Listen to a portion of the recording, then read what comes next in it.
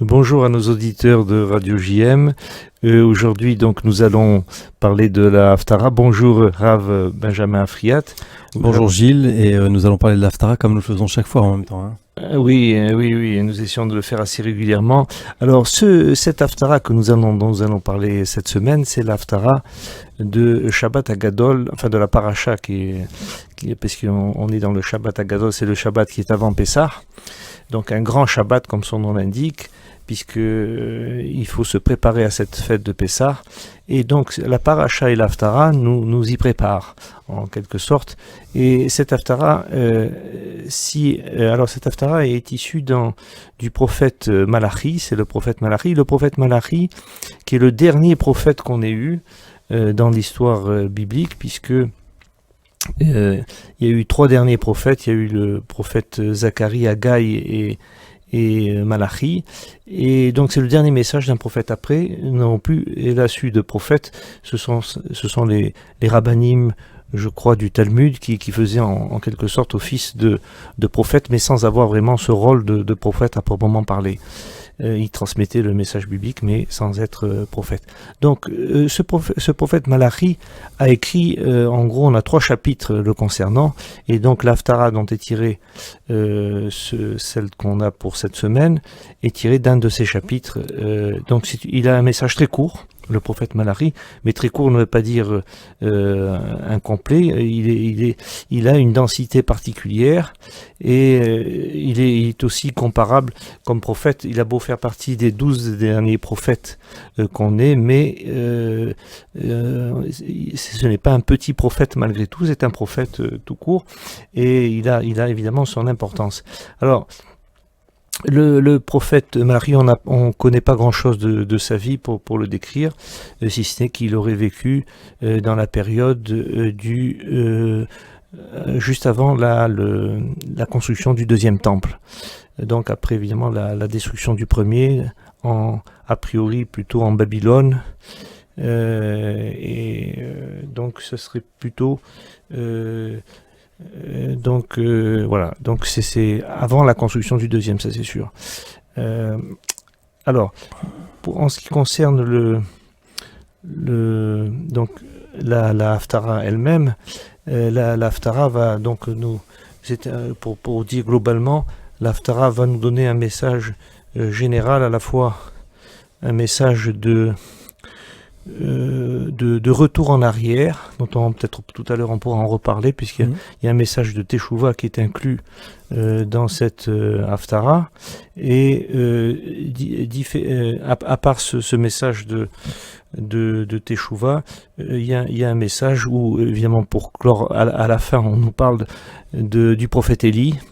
C'est la dernière phrase du texte de l'Haftara, et qui est en même temps la dernière phrase du texte de ce prophète Malachi, et qui clôt donc le chapitre des Nevi'im. On nous parle du prophète Élie qui va venir juste avant le fameux jour de l'ère messianique. Et voilà. Alors maintenant, si vous voulez qu'on aborde un thème particulier, Rav Benjamin Afriat. Merci Gilles, et merci et bonjour à tous. Alors en fait, comme chaque fois, c'est souvent par cela que je commence mon propos, la correspondance entre le texte de la paracha et celui de la Haftara, de manière à voir la connexion qu'il y a entre les 2 textes. Bon, comme vous l'avez bien dit, ce Shabbat s'appelle Shabbat Hagadol, au nom du grand miracle qui a eu lieu à l'époque de l'Égypte, où les Hébreux avaient pour commandement de prendre un agneau, de l'attacher au pied du lit, et ça ils devaient le faire le 10 Nissan, dans le but de l'égorger et de le sacrifier le 14 pour le consommer le 15. C'est la fête de Pessah. Et ce qu'il faut savoir, c'est que les Égyptiens adorent la constellation du Bélier, donc ils avaient une grande difficulté avec le fait que nous puissions sacrifier et donc enlever la vie à ceux qu'ils considèrent comme leur Dieu, et pourtant ils sont restés bouche bée, ils n'ont rien fait, ils ont laissé faire. Donc ça a donné Shabbat Hagadol. Maintenant, on a dans cette Haftara, comme vous le disiez, en fait, donc c'est le dernier chapitre du dernier des prophètes qui ferme par cela la deuxième grande thématique de la Torah du Tanakh, le livre des Nevi'im.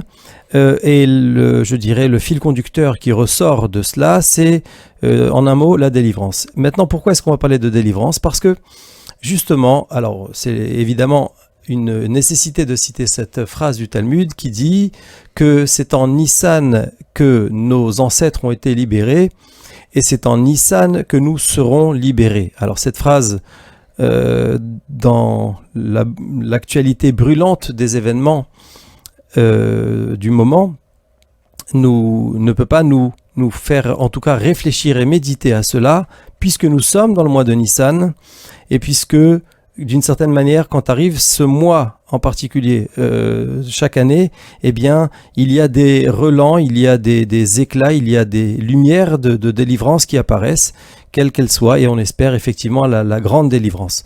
Et donc, Shabbat Hagadol, qui est donc celui, je dirais, le Shabbat précurseur de la délivrance des Hébreux en Égypte, nous lisons dans ce Shabbat-là, eh bien, le texte qui serait lui aussi précurseur de la délivrance finale, celle dont nous allons parler de manière plus détaillée dans quelques instants. Voilà un petit peu déjà pour le contexte, et puis effectivement nous allons faire comme à chaque fois un survol, évidemment toujours très succinct, mais de quelques versets, un florilège par-ci par-là, et en tâchant de ne pas omettre les versets sur lesquels ce texte-là de Malachi mérite que l'on s'y arrête. Oui, effectivement, on est bien en rapport avec la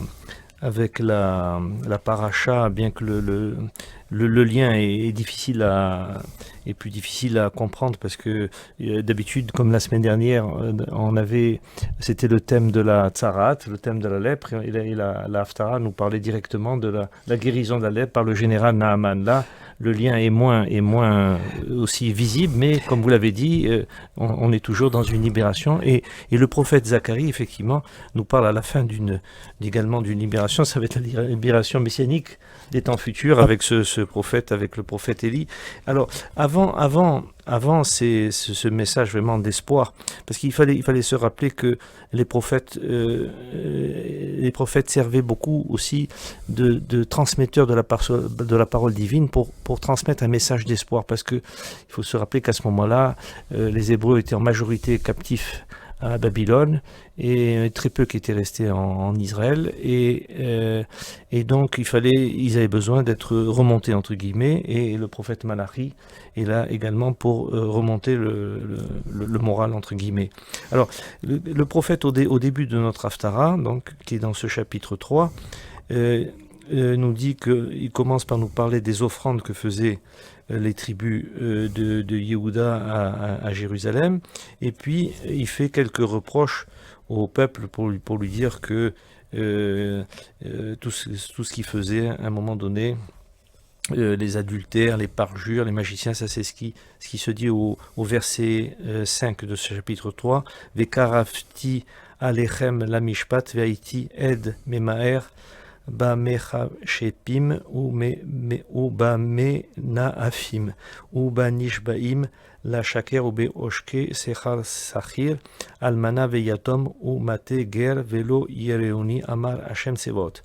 Donc je m'approcherai de vous pour faire justice, car je serai un témoin empressé contre les magiciens, contre les adultères, contre les parjures, contre ceux qui font du tort au journalier dans son salaire, à la veuve, à l'orphelin, contre les oppresseurs de l'étranger, dit Dieu, le Dieu des armées, parce qu'ils n'ont pas peur de moi. Donc on voit le souci de Dieu qui trouve que les hommes ne respectent pas assez la justice, et en particulier contre la veuve et l'orphelin. Ça nous est souvent reproché, qu'on ne s'occupe pas assez évidemment, malheureusement, actuellement, comme vous avez signalé l'actualité, il y a malheureusement en Israël beaucoup de veuves et d'orphelins actuellement, et je crois qu'il y a une mission particulière dans ce domaine.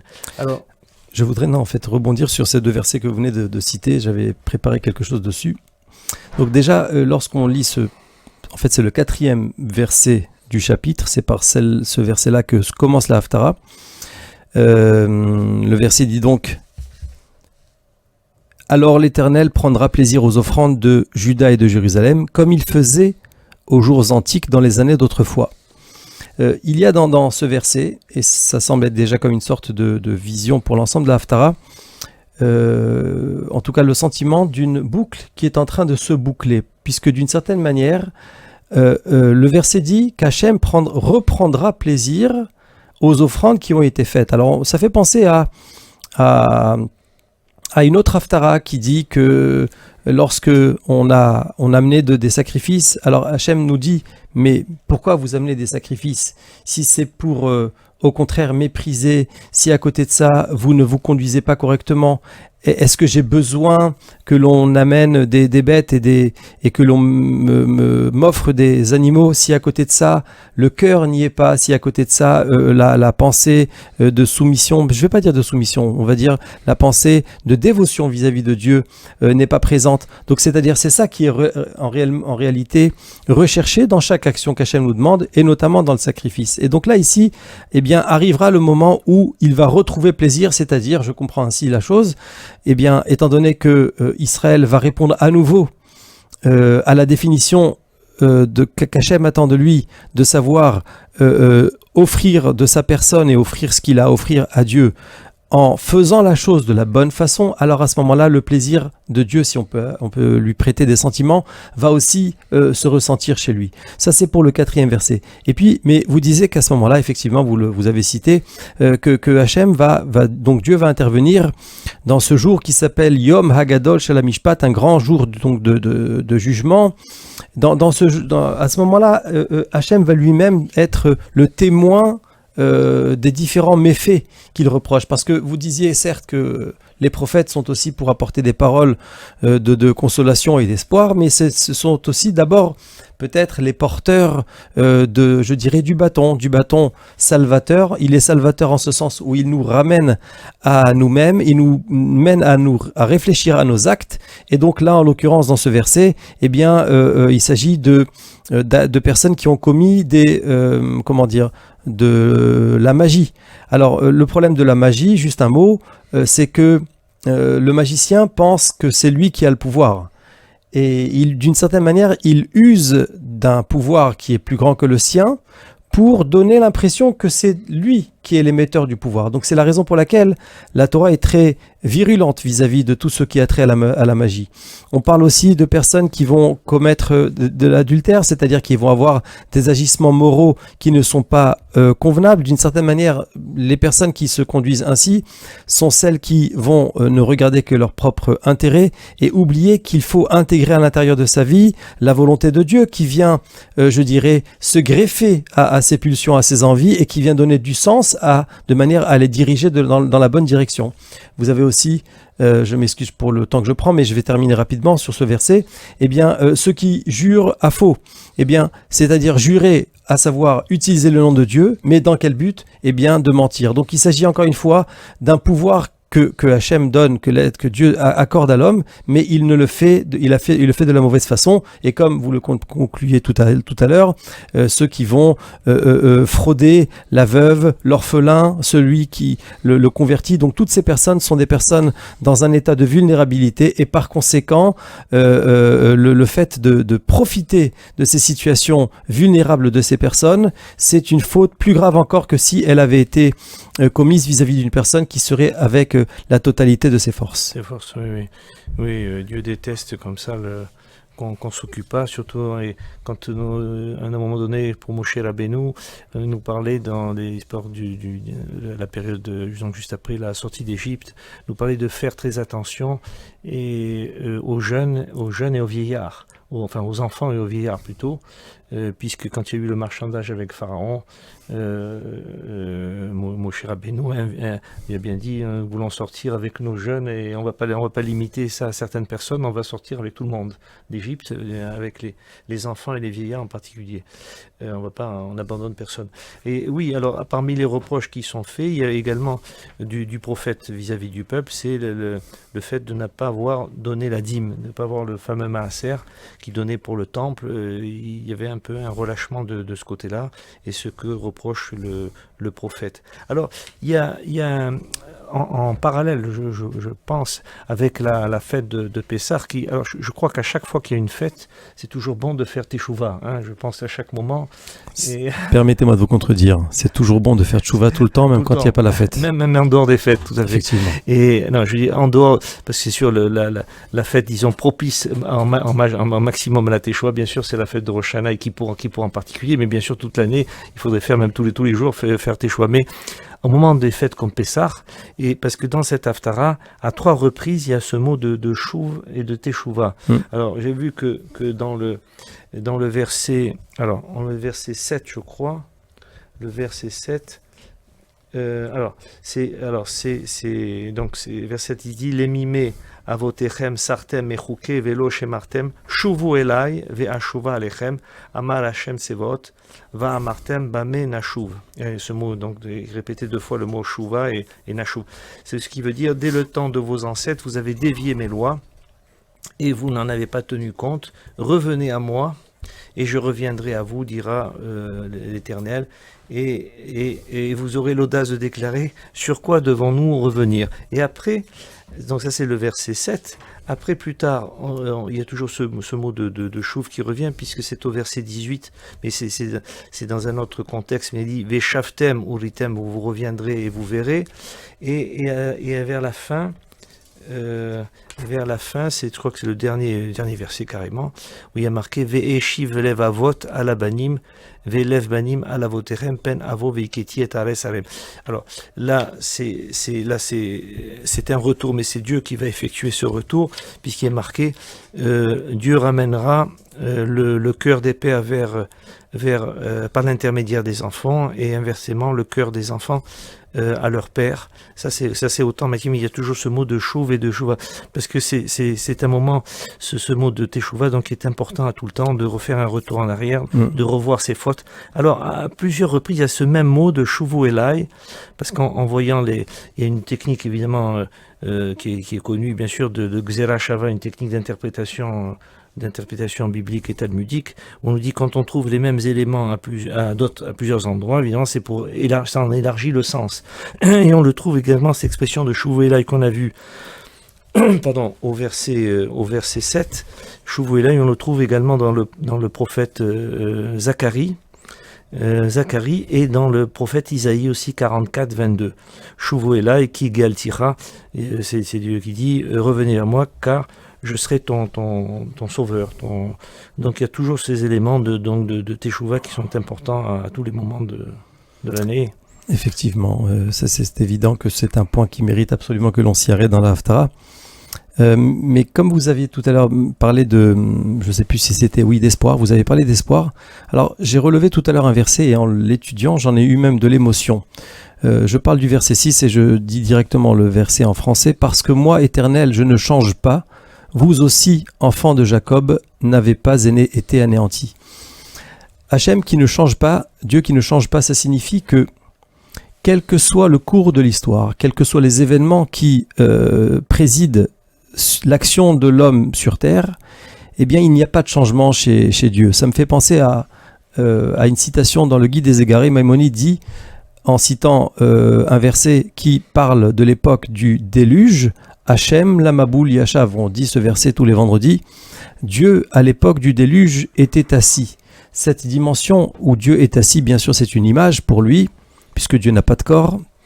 Ça signifie qu'il y a une stabilité, c'est-à-dire que alors que le monde est chaotique au sens littéral du terme, puisque le monde est complètement bouleversé, eh bien il y a un maintien, une permanence de l'état de Dieu qui lui est statique. Quelque part, il n'est pas ému par ce qui arrive aux êtres humains, en ce sens où cela ne l'atteint pas, il est au-dessus de cela. Donc on nous dit ici que, là aussi pareil, Dieu dit « je ne change pas », à savoir, ça n'est pas parce que vous vous seriez éloigné, je serais en train de revoir à la baisse mes attentes vis-à-vis de vous. Non, il y a toujours une exigence, une importance, et c'est de là qu'émane cette notion de Teshuvah, de retour, de repentir, que vous avez très bien fait de relever. Mais c'est la suite du verset qui dit « vous aussi, enfants de Jacob, n'avez pas été anéantis ».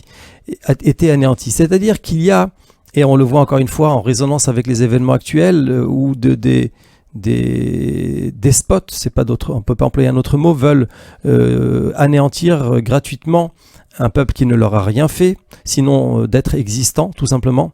Eh bien, Hachem dit, vous n'avez pas été anéantis. Et le fait que dans le même verset, on parle de Dieu et on parle d'enfants de Jacob, donc on parle d'Israël qui n'ont pas été anéantis, ça veut dire que malgré l'histoire, malgré les coups, malgré les sévices, malgré les souffrances et les blessures qui n'arrêtent jamais, et c'est pour celle-là que nous allons le soir du Seder, dans quelques jours, lever notre verre en lisant, et on va dire avec émotion, Vehi she'amda la'avotenu velanu, cette promesse-là qu'Hachem nous a faite à nous et à nos pères auparavant, de nous sauver de tous les oppresseurs qui chaque génération se lèvent contre nous, eh bien, dans le verset ici, on voit une sorte de parallèle, si on peut appeler cela comme ça, une union sacrée entre Hachem, l'Éternel, et les enfants d'Israël. Il n'y a pas chez Dieu quelque mouvement qui soit, il est immuable, il est statique. Eh bien, les enfants de Jacob n'ont pas été anéantis. J'aimerais dire que quels que soient les moyens qui seront employés pour faire tomber le peuple juif dans sa totalité, les individus peuvent tomber. Malheureusement, nous l'avons vu, et les événements récents nous le montrent encore. Mais la globalité, le cœur d'Israël ne peut pas être anéanti puisqu'il est complètement concomitant avec l'existence même de Dieu. Et ça, pour moi, c'est un message d'espoir. Je le dis avec émotion, je le dis avec force, et je veux même qu'il soit entendu avec la conviction que j'essaie de mettre dans ces paroles. Voilà, alors on pourra continuer encore. Oui, nous avons Dieu qui est avec nous, ça c'est quelque chose de formidable. Alors il le dit d'ailleurs, le prophète Malachi le répète dans l'autre Haftara, dans lequel on lit aussi, on lit une autre Haftara dans l'année du prophète Malachi, c'est au moment c'est en rapport avec la paracha de Toldot, je crois. Oui, la paracha de Toldot, on lit une autre Haftara de Malachi qui nous dit quoi? Il nous dit comme quoi Dieu aime Jacob et il déteste Ésav. Il aime Jacob, alors c'est aussi toujours un message d'espoir pour nous, parce qu'il nous dit qu'il nous aime bien, nous les descendants de Jacob, et dans ce sens, et c'est également ce qu'il dit dans notre Haftara, il dit ne vous inquiétez pas, bon vous avez commis des fautes, etc., bon vous allez faire teshuva, mais de toute façon vous restez le peuple vous restez mon peuple. Et donc c'est un message d'espoir important par tous les temps. On est toujours le peuple, on est toujours le peuple de Dieu qui transmet le message de Dieu. Et malgré tout ce qu'on a pu faire, et on a l'impression des fois que peut-être que Dieu à des moments donnés ne semble pas présent, mais non, Dieu nous confirme qu'il est bien présent. D'ailleurs on l'a vu effectivement ces derniers jours, quand on a vu autant de missiles qui sont tombés sur Israël et qui n'ont pas, heureusement bien sûr, qui n'ont pas abouti, qui ont explosé en plein vol sous l'effet de contre-missiles. Et on arrive à cette dernière phrase du prophète, qui est vraiment la phrase finale, où il nous dit Ve'eshiv lev avot alabanim, ve'lev banim alavotam, pen yavo ve'iketi et haaretz herem. Et juste avant, pardon. C'est l'avant-dernier verset qu'il faut citer. C'est l'avant-dernier, pardon.